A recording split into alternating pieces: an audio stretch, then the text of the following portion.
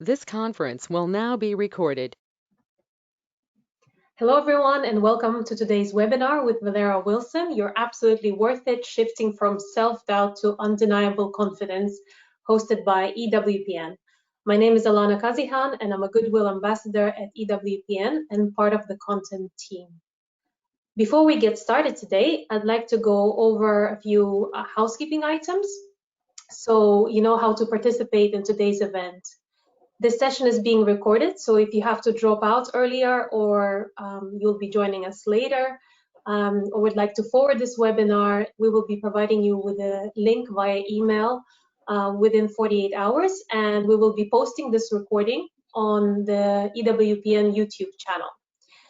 During the fireside chat, all the participants are in listen-only mode, and you will have the opportunity to submit text questions to Velera by typing the questions in the question panel in the top right corner.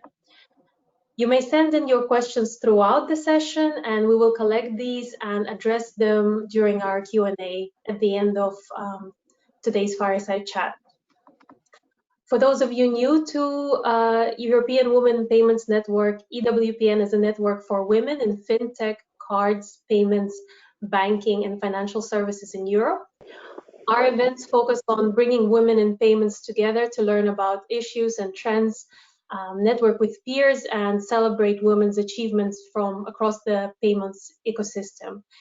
For more information, you can contact us or go to the website at www.ewpn.eu.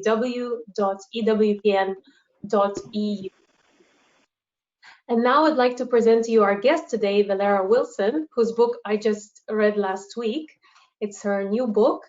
And there were a few points that she made in the book that really stuck out to me personally. Velera says, although I was formally educated, I hadn't learned one thing, what I was worth.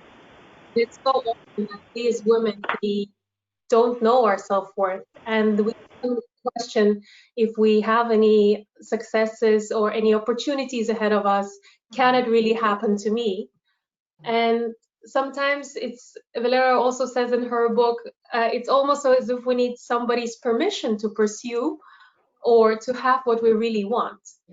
So Valera is a speaker, author, and coach who has spent almost 20 years leading marketing strategy and driving revenue for Fortune 100 and 500 companies. And now she helps ambitious women lead with confidence in their career, relationships, and everyday life. From her latest book, You're Absolutely Worth It, to being a contributing writer for Thrive Global on women's issues, to publishing guides including 6 steps to negotiate the salary you deserve without letting fear override, Velera shows women how to own their worth. She's a big believer in paying it forward. She served as a mentor to women through the American Marketing Association, National Black MBA Association, and others. And she resides in Atlanta with her husband. Welcome, Velera. Thank you so much, Alana. I am so excited to be here with you and everyone that has joined us for this session. We're looking forward to today's session and really excited to, let's kick it off. So what is exactly the inspiration behind you writing this book? Wow. So the inspiration behind writing the book, I mean, I can't speak for every writer, but I can speak for myself in that it's simply because for such a long time, I did not know my worth. I did not have confidence. And it was an evolution of my life for me, you know, growing up. And I always like to tell the people the whys because it's so important, because oftentimes authors will start here, you know, high, but they don't talk about the lows. And so it's important for me to talk about the lows first. And my lows are where I came from was very humble. I was the first person in my family to graduate from college. My mother was a 15-year-old mother when she had me. And so I had to figure out a lot of things on my own. Very much loved and supported, but I had to figure it out. And so for a long time, I walked into rooms feeling unqualified, like I didn't fit, or I didn't know what to say or what not to say in order to appear like I didn't belong there. And so I struggled for a long time to really understand my own value, both in my professional life and in my personal life. And it showed up in counterproductive decisions, in short-sighted decisions as well. And it wasn't until I started to really look at my life and what I really wanted versus what I was getting that I started to get frustrated with myself. And I don't know if anyone has ever been frustrated with themselves, like, wait, why did I not ask for that? Why didn't I not do? Has anybody ever been in a room with people that are like, you know what, I could have done that? And you're like, well, why didn't I? Or I know that, but they're the one on stage, or they're the one leading the meeting. So many times I started to feel that way, and I thought, but I'm the problem, I'm the root. And then I thought it was me for a long time, and I started to talk to so many other women who either looked like me or didn't, but there was a central theme, and I call it that internal swirl of that question of, am I enough? Has anybody ever asked themselves that, or not, maybe you've not even said it out loud, but wondered, am I enough? And so that was really the catalyst for me once I started to do the work on myself and wanted to help other women see that they were enough too, that I really felt compelled to write the book From Lessons Learned in My Own Life.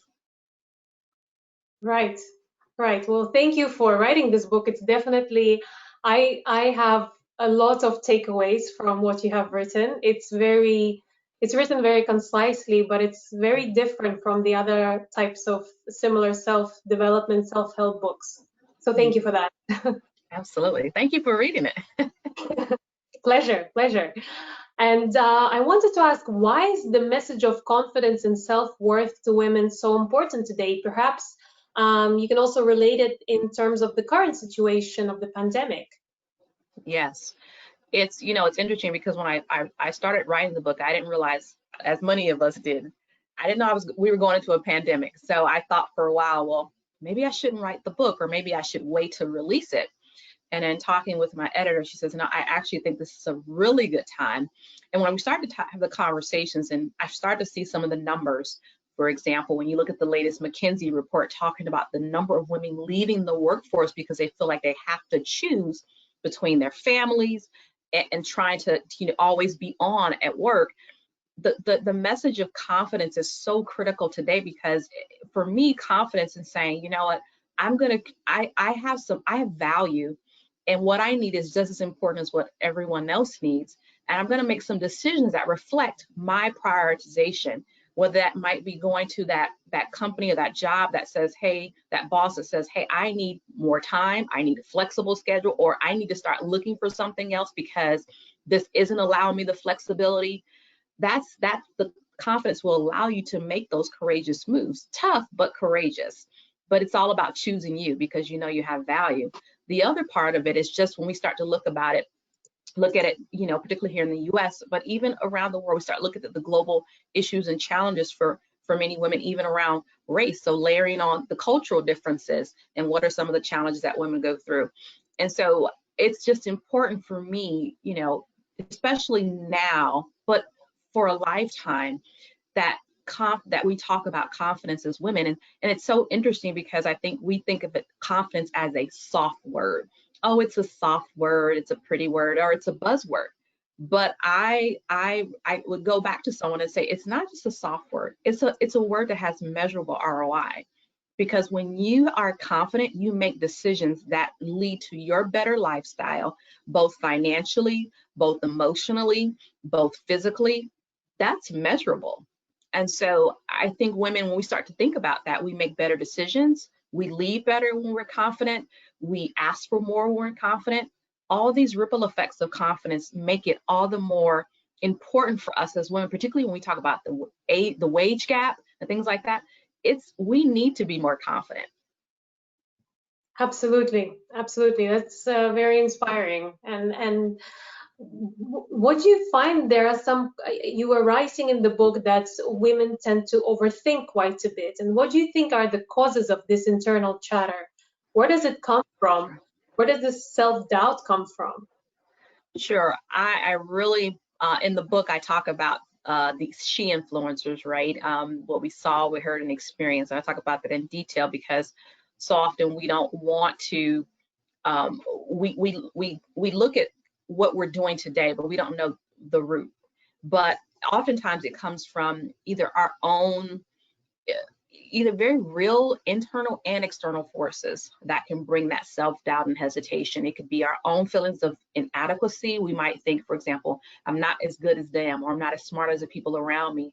Or it could come from our own very real experiences in our career, relationships, or personal lives, whether because of gender discrimination, racial discrimination, any types of things that we have experienced that relate to rejection or being unequally treated. So very real experiences. And then also we think about it from cultural beliefs and upbringings. Oftentimes women are raised to be less aggressive, less forward than men, right? The thought is often, well, maybe women shouldn't be too aggressive, or I shouldn't promote myself or my work too much. I shouldn't talk about myself too much. So there's some very real things in our minds oftentimes that we may say, well, I don't want to talk about all that I've done, when in that moment in time, it might be very important to talk about all that you've done, because that's directly related to you getting that job, or you getting that promotion, or you getting that raise. But the internal chatter is based on a lot of different factors.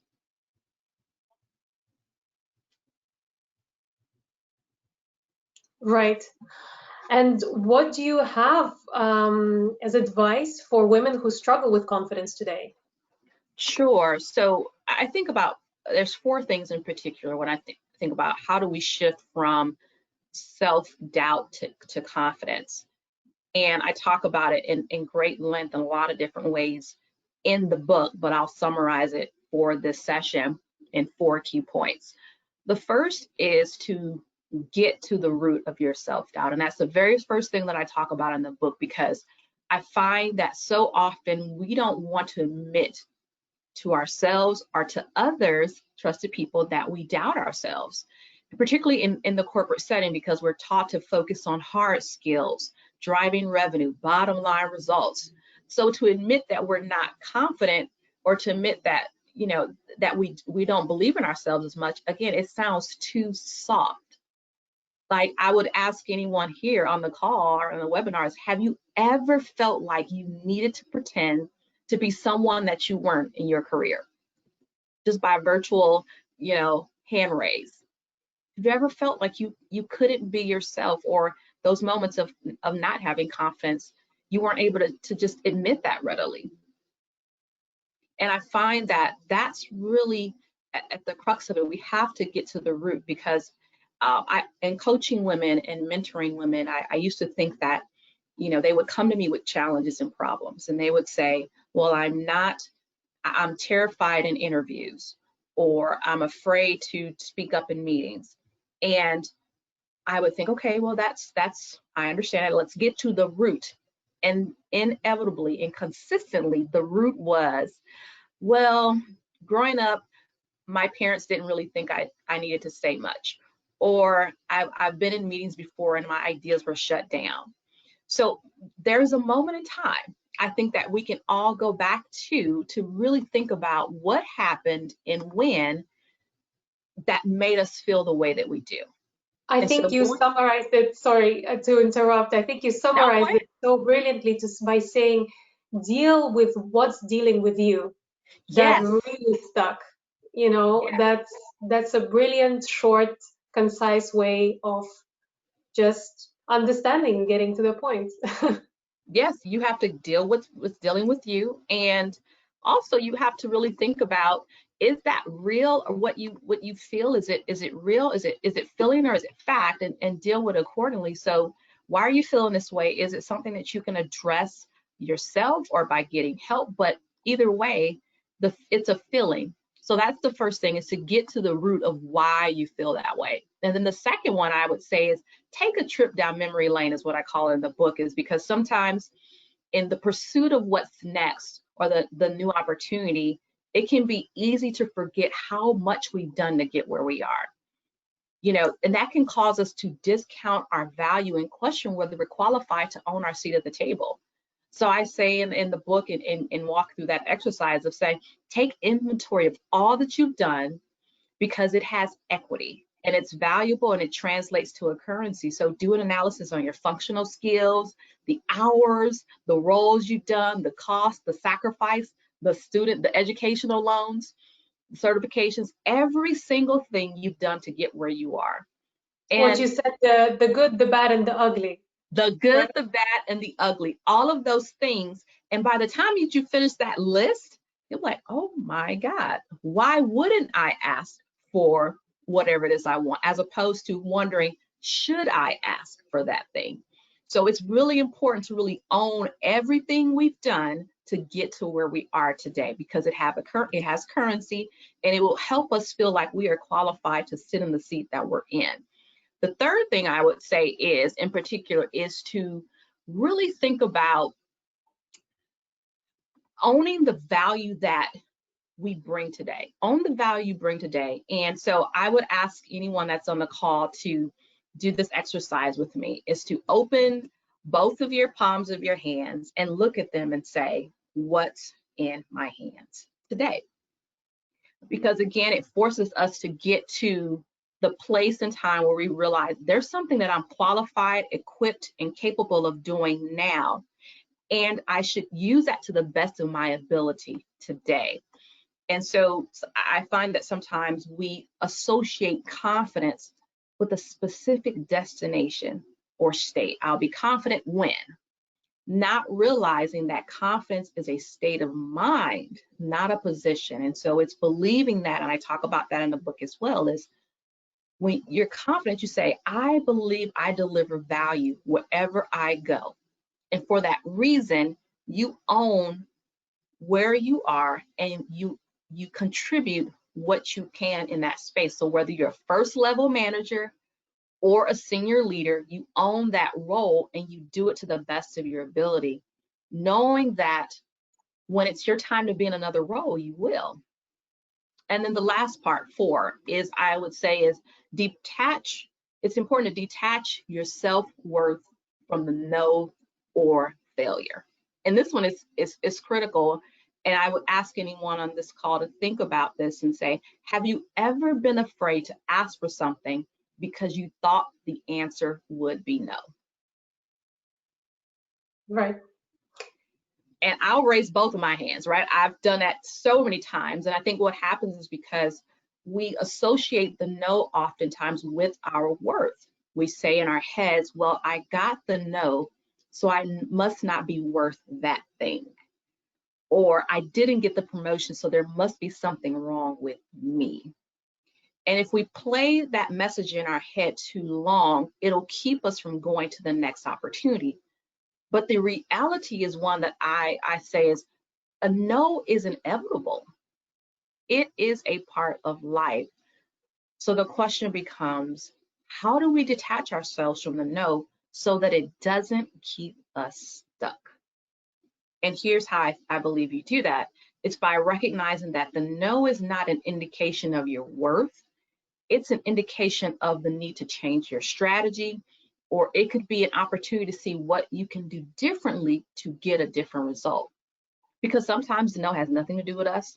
It could just be where we are. It could be, if we're an organization, it could be there's truly no opportunities, or it could even be the politics of the organization, if we're honest. So it's really about, say, maybe it has nothing to do with me, but if it does, either way, I'm going to re-strategize to get to my yes, either by partnering with the people that gave me the no, or finding someone else that will give me the yes, and leaving those people together all along. So, right. I think you highlighted it also by saying that there is a 50% chance the answer will be no, but there is a 100% chance the answer will be no if you never ask, right? That's right. And another point that really struck was that courage is not an absence of fear. Yes. It's the ability to keep pushing towards your goal regardless of the fear. That's right. Yeah. That's absolutely right. Some good notes there, Alana. Some good ones. I've been highlighting on my Kindle.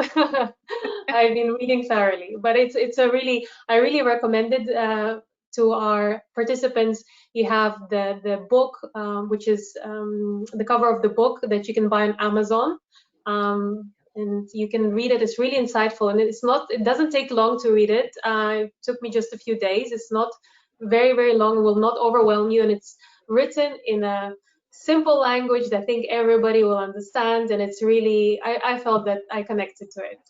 Oh, it's so good to hear. So good to hear. So how does one find courage to ask for what she wants? Sure, I'd say a couple of ways. The courage is, you just mentioned it, right? You did the plug for not knowing, right? Is that the courage the fear is always going to be there. That's the first thing. Sometimes we think that I will ask for it when I lose the fear, and that's the wrong approach. It's really about, I'm going to ask despite the fear, because I don't know unless I ask. And I always like to hang on that part of, we don't know unless we ask, because here's what's happening behind the scenes when we don't ask. And all of these things frustrate me personally. So when we don't ask, someone else is asking and they're getting it. They're potentially getting the thing that if we would have asked for, we would have gotten it. Or right, or they're asking the right people and they're getting it. That's also frustrating. Or they're asking the right people and the right questions and they're getting it. So all of those things, really, when I think about it, it's like, wait a minute, I better be asking. And if I get a no from one person, I need to go ask another person. I say ask and then ask around. So I think the biggest part of it is, as women, and I write this in the book as well, I talk about the fact that when we ask for something, we're not just asking for ourselves. We are asking to protect our legacy. And that's the part that I think sometimes we may forget in the process of succumbing to the fear. Our ask, or our life and everything in it, is dependent on our ability to ask for what we want. Where we live, how our families will live, how our parents might live in the future, how we'll be able to vacation, travel, how we'll live in when we're no longer working. All of that is dependent on our ability to, or inability to, ask. So when I think about all those things, I urge women to ask, because literally our lives depend on it. Right. I just want to remind the participants, if you want to ask any questions, you can type it at any time in our chat box. We have already some questions coming in.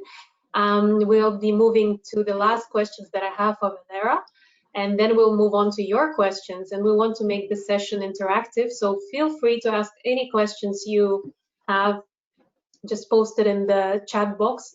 If you want to ask it anonymously, you can also just send it to me, and I will be the only one to be able to view it, or you can also send it directly to Velera if you prefer. Sure. So, Velera, how can a woman who asked and hasn't been heard respond? Yes, I think we've kind of touched on it in different parts of the conversations, but I will summarize by saying this. For the woman who has asked but does not believe she has been heard, I think it's important to really, one, again, detach her worth from the no or the lack of response. That's the first and most important thing. Do not attach your worth to whether or not you got a positive response or not, because it will absolutely keep you from moving forward and pursuing your next. The second thing that I would say is, when you get the no, or you are not heard, it is important to ask yourself the question of, who am I asking? If you're asking someone that may be ambivalent or may not be hearing you, then that's when I say it's time to ask around. So you've gone one route, now ask around. And that does not always include asking around inside your organization. That could mean asking outside your organization.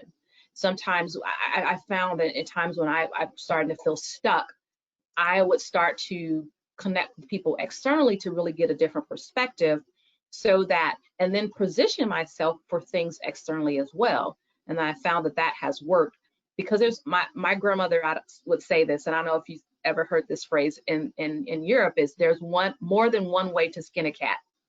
Not figuratively, literally, of course, but figuratively. There's more than one way to get to something. And so instead of being committed to just getting it one way, be committed to the multiple paths that you can take to get to where you really want.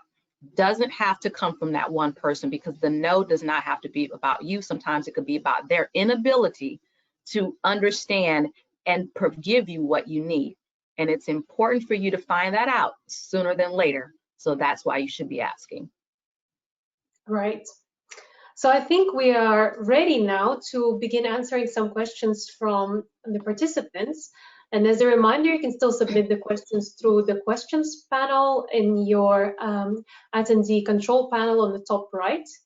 Velera, our first question is from Regina, and she's asking, how do we overcome the imposter syndrome? Because this is quite common. Yes, it absolutely is. And you know, it's interesting because I did a talk on this as well at a conference, and imposter syndrome is really about self-doubt. So everything that I've been talking about during this session is really about imposter syndrome.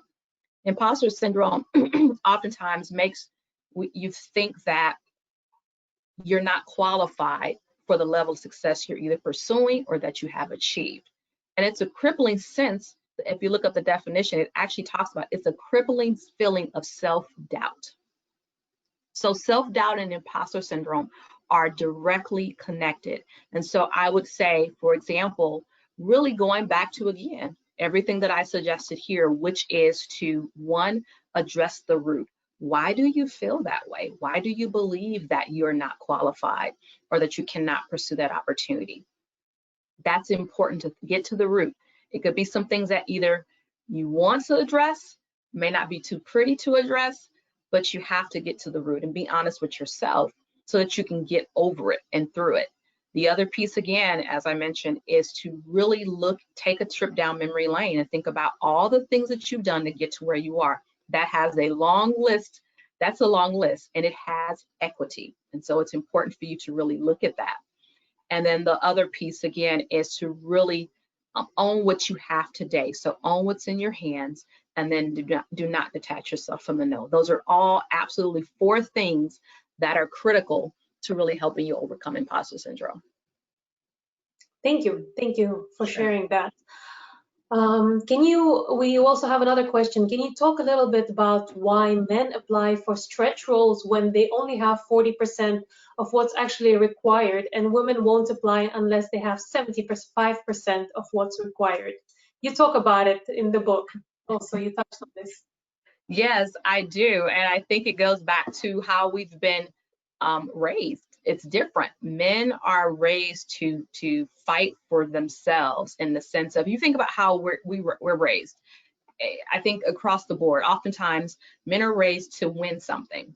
They play to win. When I talk to my husband, he's like, oh, we used to play cops and robbers, or it's all about someone winning and someone losing. And so I think in the process of that, there's a sense of independent confidence that's required. And oftentimes as women, we are raised to be more communal, to think about everyone else, to make sure everyone else is taken care of, and that's good. And so we become very introspective, and we almost feel like we have to be perfect and to measure up in order to do some things. And I think it's just about how we've been raised. And so in order to address that, oftentimes I think we just have to be more confident and comfortable, again, when we take that trip down memory lane and say, no, I may not have 100% of the qualifications, but I have 100% of the preparation to get to this position, and I'm going to learn everything that I don't know when I get into the new role. Right. Thank you. And our next question is, sometimes women are told or made to believe that they should adopt more masculine qualities to be confident or to lead. What are your thoughts on that? Great question. I love that question because it's so important, I think, today, where, sometimes it can sound like, men or women competing when we talk about certain topics. And I don't think it has to be a competition. I think it has to be a mutual respect of the innate values and qualities that we bring, as women versus men. And a few of the things that I think women we should own, because it's so phenomenal in the things that we do, as we are very much community minded people, and that can be a phenomenal thing in an organization, particularly when you're trying to build a vision, when you're trying to get people galvanized and supportive of a vision. It is so important to really get that buy-in and support. Ultimately, of course, if you're a leader, you make the final decision.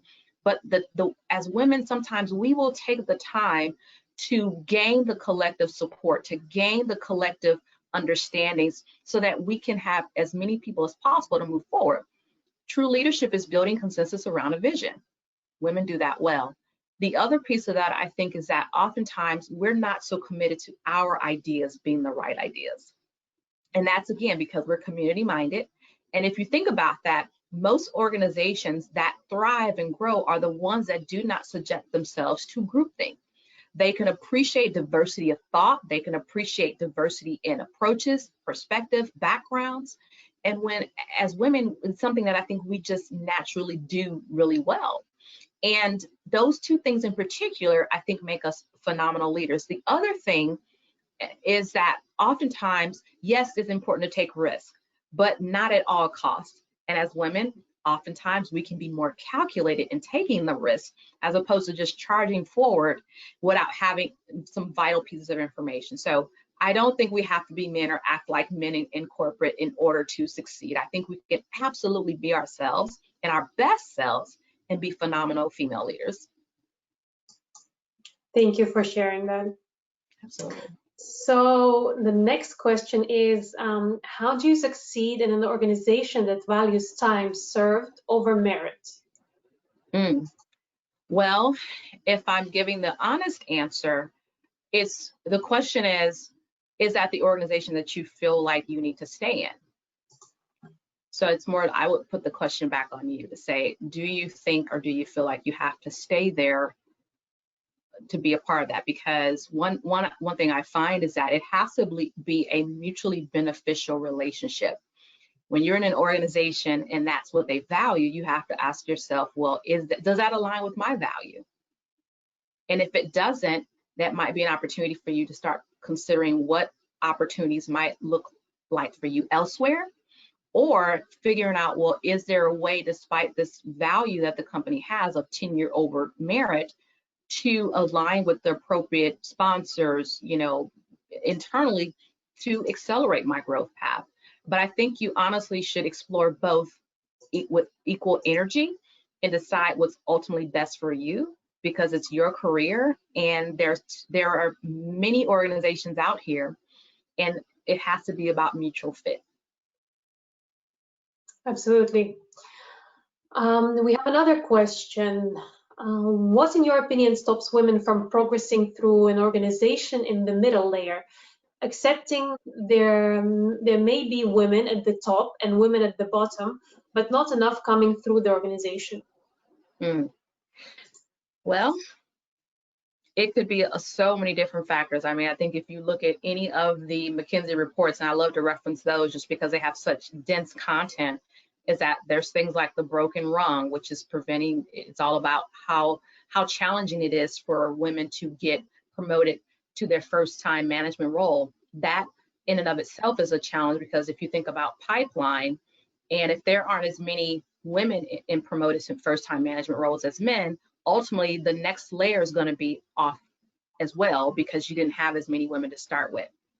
So it's so important, I believe, to really look at that reality, and then also look at the personal responsibility. So I think it's balanced both ways, both what the organization does from a practice perspective. How are they hiring? How are they promoting? Are they equally weighted? Do they have metrics associated with that? Because that's really, really important, and really adhering to those. And then what is the individual, what is, as a woman in your workplace, what do you personally need to do and own in terms of developing your career? Is it developing the right sponsors, the right mentors, the right coaches, all those types of things? But I think it's an equal conversation. Definitely. I mean, it's good to see that more and more companies are kind of implementing this approach, and they're changing, but it's definitely sometimes not as fast as we wish that it happens. And I think a lot of the times it's, you are a little bit discouraged because it doesn't happen fast enough. So Yes. I'm guessing this is where these questions also are coming from.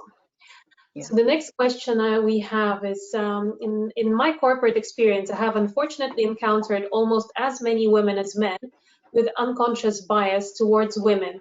Do you have advice for overcoming this? Gosh, that's such an honest and fortunate question, because it's so true. It's not always men that are unconsciously biased towards us as women. Sometimes it's our own women. And I think it's so important to really figure out, because I don't know that you can ever overcome someone else's objections. I think the energy put into trying to change someone else, is maybe the path of the greatest resistance, as opposed to saying, what can I do in my space, because that's what I control. And I think when I think about that question, because you're right, it's true, is focus on who can you go to that can be an ally, right? So as women are the unconscious biases, maybe if it's an opportunity to say, well, maybe this person is not supportive as well as I think that they could be, but there are other women that are. And I think it's important for you to find your space, Emma, that you do feel supported, that you do feel like you have the allyship. And maybe that's professional organizations, ERGs, or resource groups internally. And then for those that are unconsciously biased, the lighter work can be done on them in terms of, maybe not necessarily investigating where that comes from, because that's not, I don't think, your personal responsibility. But I do think that perhaps you can figure out a way to maybe work alongside them. Just show them what you're doing, who you are, be you, and either that sells them or it doesn't. And if it doesn't, that's unfortunately something that you cannot devote your entire energy to. Right. Thank you so much. Participants, you can still submit your questions. Oh, we have more questions coming in. How do we handle a situation where someone says, oh, she was only promoted or hired because she's a woman? Well, Regina, when I think about that question, I say, is that true, or is that not the truth? Is it an opinion, or is it the truth? And so I always question the source to say, well, how do you know that? And oftentimes people say, oh, it only happened because of this. Is that the truth, or is that your opinion?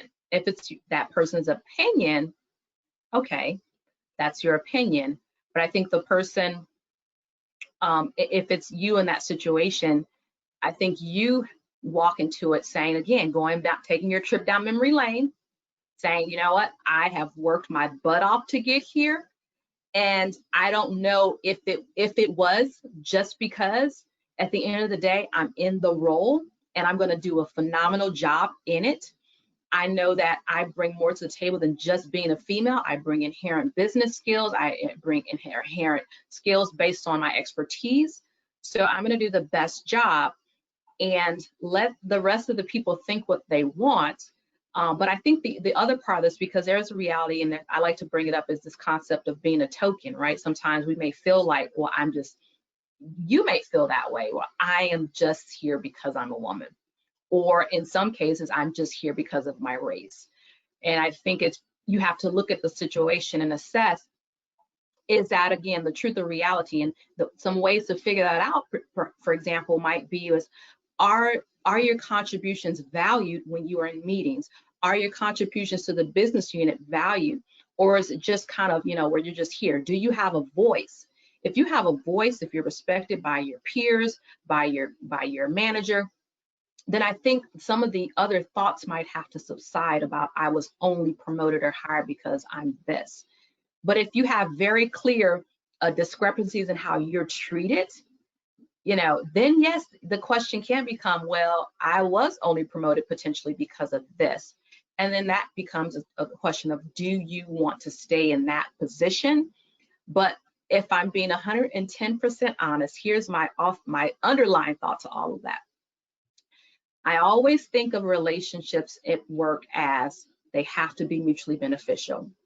So if I was just hired, for example, because I'm a woman, or just let's say in my case, because I'm a Black woman, but the role provides me with the opportunity to grow in a way that I want to grow, by hook or by crook, as I would call it, I got the role. I'm going to use it. I'm going to use it and leverage it to the best of my abilities so that I can move on to the next. And so I think sometimes we have to think about that long-term game as well. Sometimes we can't think about, and I'm spending some time on this question because I think it's a very real one, is sometimes we're so worried, we can be worried about, and I'm speaking particularly from the US because that's a very, it is a question sometimes. Well, I was just hired because I was a Black woman in this role, or I was just hired because I'm a woman, and they're trying to fill quotas. Well, if your long game is to get to a certain point and the role that you were given allows you to position yourself for your next move, does it really matter short term how you got there? If we're just being honest, does it really matter? Because it's all a part of your long-term plan and vision for your life. And unless you're being just blatantly mistreated, blatantly discredited, and you're suffering mentally, emotionally, and your personal life is suffering, I would say take it for what it's worth, use it, and then use it to move on. Thank you. I think our participants are enjoying the responses you're giving them because we have more questions coming in actually. So the next question is, how important do you think it is for women to support men to understand what they need to support them in their careers with reverse mentoring and panel sessions role plays? Am I hearing the question correctly where it's how can women support men in their careers? Is that to understand what they need to support, what men need to do to support women. So how can we encourage that? Can it be through reverse mentoring or through role plays or panel sessions? Sure.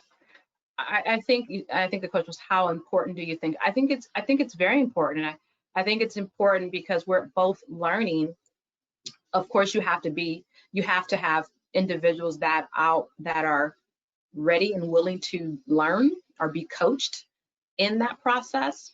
So if I'm hearing the question correctly, again, if it's women coaching men on how to best support them, then you have to have some willing men to do that. And then, yes, I think it's very, very important for that conversation to happen, because oftentimes, again, when you have tunnel vision because you're not thinking about it from the perspective and lens of someone else's experience, i.e. a woman in your organization, you could be making short-sighted and counterproductive decisions as a man in leadership.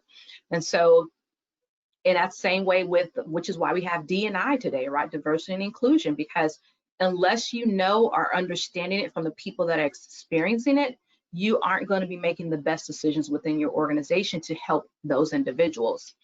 And I think the same is here. Yes, it's important. Yes, it should be done. You just have to have willing men to participate.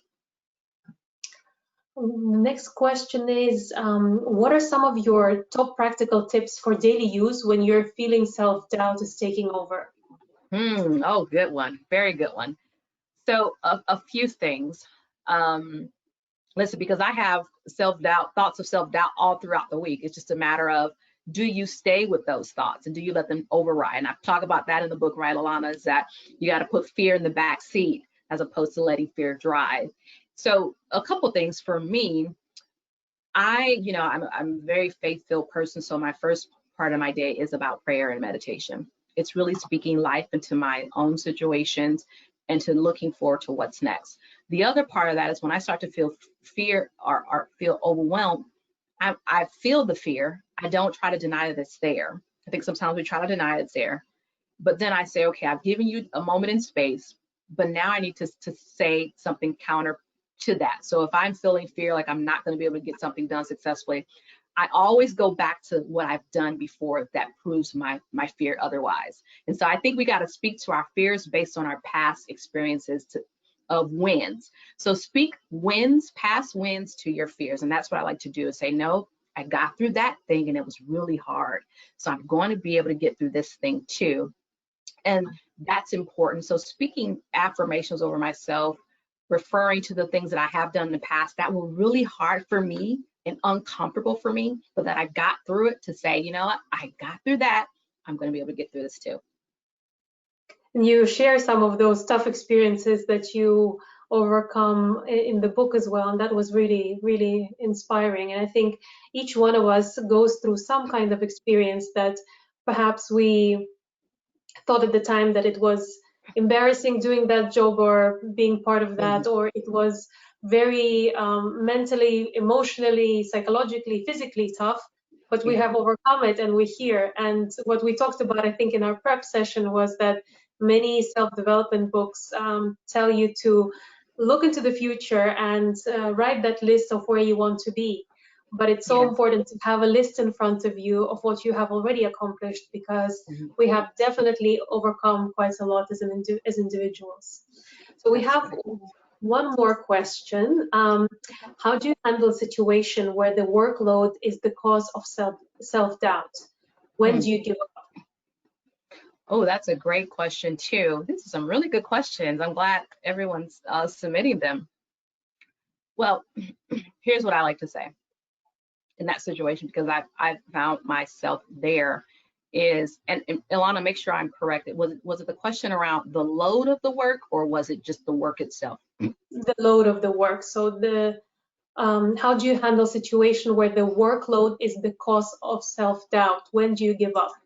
Okay, great. I wanted to make sure I answered appropriately. So when the workload, and the key word is load, when the load itself is making you doubt yourself, I like to take a step back for a minute with you, and I don't know who asked that question, to say, have you taken on too much, or has too much been dumped onto you? Because that does happen in organizations. And so here's where confidence comes in, is that if you know legitimately that the workload is just sheerly too much for you to try to get done in a day, the confidence, i.e. self-worth, belief, will require you to have a conversation with your manager and say, I am trying to do, I value, and this is how I would phrase it, as if you can't tell, I've been in that situation before, is I value delivering my best in every role I'm in. And I'm right now, I'm feeling that the workload that I have is not allowing me to do that to the best of my ability. And then give specific examples to say, hey, I'm doing this, and it really requires more resources to do this. Put together the case to say this is, so it's not just super high level, it's, hey, I'm managing X number of projects that require me meeting with 20 product managers that require me to be in meetings for X hours out of the day. Get as specific as you can, so that it doesn't sound like you're whining or you're just complaining. It's legitimate facts that this is quantified by these things, and say, how can I want to know, what would you like me to prioritize getting done? Or what is possible, for what work can be shifted to elsewhere? And I think it's important to really ask those questions. What would you like me to prioritize? Because then you're telling your manager, it can't all be done, but I want to do what you value first. And then the second part of the question is, how else can it be reshifted around the team, for example? It lets them know that there just needs to be some redistribution of work. I find that sometimes managers are just giving, and here's the thing too. Oftentimes managers will just keep giving to people, especially if they know that they're great at what they do. It's almost like you find the person that's the best at what they do, and you just keep giving things to them because they just keep doing it. So it's up to us to take a step back and have that conversation that helps them see that we are starting to be put in a position not to do our best. I think that's very, very important, particularly as you walk into the new year, because you want to be your best. And then the other piece, if the work itself is causing you to challenge or not believe, then it really goes back to, are you are you not giving yourself enough credit for everything that you've done to get to that role? But if you feel like there's some skills that you're missing, please ask for help sooner than later. Don't keep the superwoman cape on. Ask for help sooner than later. Find someone that has done the role, whether it be a coach, do you need to go get another certification, something that will allow you to accelerate your learning by either tapping into people in the organization or by getting additional training so that you can feel confident in the role. And that's going to happen over time. So if you're just now getting in that role, I don't know who asked the question, do not count yourself out. It takes time to it's like riding a bike. When you started to learn how to ride a bike, I was terrified. I didn't know how to ride a bike. But after a few months, I learned and I'm like, oh, this is easy. Same way oftentimes with the new role, that stretches us a bit. It takes time to get more confident in that role, but you can accelerate that learning by getting support, help, and information. Thank you for the answer, Valera, and thank you for the participant asking this question. We have one more question. How do you manage gaslighters, making you doubt yourself at the workplace, especially if they are in senior decision-making roles? Good question. These are really good questions. I keep saying that. So the question is it in person or in front of other people, or is it when it's just you? I don't know if they can answer that in particular, but Let me see if they reply.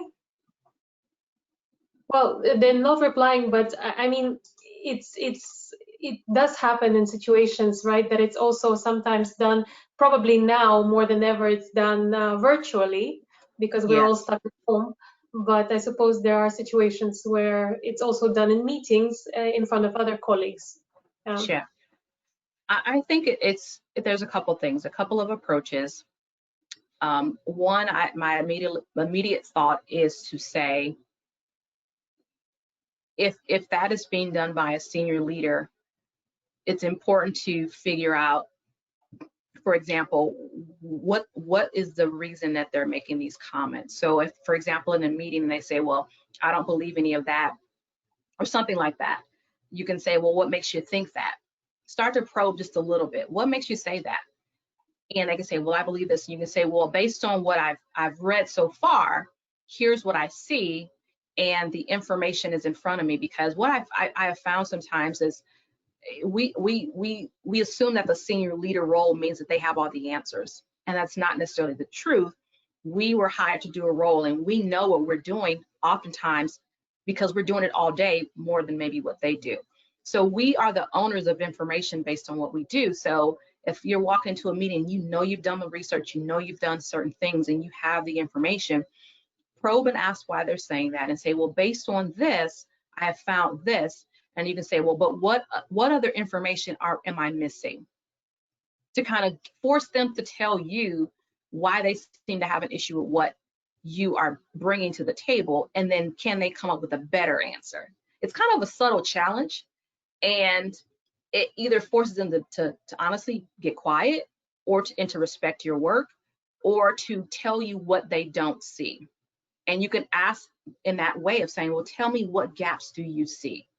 And then when they tell you that, now you have insight into how they're thinking. You can say, well, I'm going to go back and I'm going to work on that piece. If it continues or it's in a very disrespectful way, I would reach out to them directly and have a conversation. They're not above reproach. They're not above law. Have a conversation and say, you know, I've come to you a few times. I value reporting to you in your organization. I feel like I'm missing something, and we get on the calls and, you know, it's this and this and this. Then you need to document that conversation. If it continues to happen, now it's a matter of maybe you need to go to HR. If you've done HR and there's nothing, then it's maybe time for you to move on. But to stay there and to be gaslighted continuously for years and months, it's not for you to do. You don't owe anyone that loyalty. Absolutely. We have a very interesting question, and just being conscious of the time. So I think this is the last question we will take in today's session. And this is something I was wondering as well. Will you release your book on Audible? I have been asked that a few times. I have not done that just yet. Right now it is only on Kindle or paperback, but who knows, maybe that will happen. You know, maybe there'll be a book 2 and I'll release them both on Audible. Great. Well, we'll be really looking forward to it. I think we have covered all the participants' questions. Valera, is there anything else you want to add before we wrap up? Sure. First of all, thank you so much, Alana, and to the European Women Payments Network for having me. For everyone that attended, I'm so delighted to join. I love this conversation because I don't believe that confidence is a soft word. I believe that confidence is a strong, measurable word that we can measure in our lives, both in our roles as women in organizations, as in our personal lives. And it's so important for us to own our confidence. Someone asked about imposter syndrome, and it's absolutely connected to our feelings of self-worth. And so I would say to anyone that's attending the call, it's so important as female leaders today in organizations to lead with confidence so that we can experience those ROIs. And if you would love for me to have that conversation within your organization, with your women leaders and rising stars, please feel free to reach out to me. I know Alana will share the contact information. I would love to partner with you. But here are the points that really speak to recap, the keys to undeniable confidence. It is get to the root of your self-doubt. Take that trip down memory lane, pat yourself on the back, own the value you bring today, not tomorrow, today. And then it's important to detach your self-worth from the no or the failures, because you are absolutely worth everything that you are pursuing.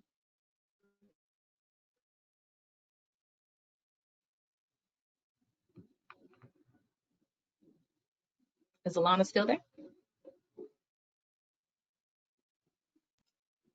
Probably something happened with her microphone, because she's still there, but she's not saying anything. Alana, Yes. are you there? Thank you very much.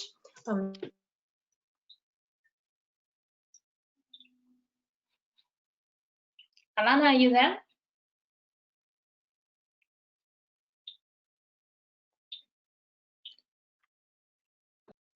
I think she's having a problem with our connection. Thank you so much, Valeria, for the insightful discussion and sharing your thoughts with us, and for all the participants for raising your questions. The recording will be available on our YouTube channel in the coming days. So take a look or come back to our social media accounts and you will find the recording.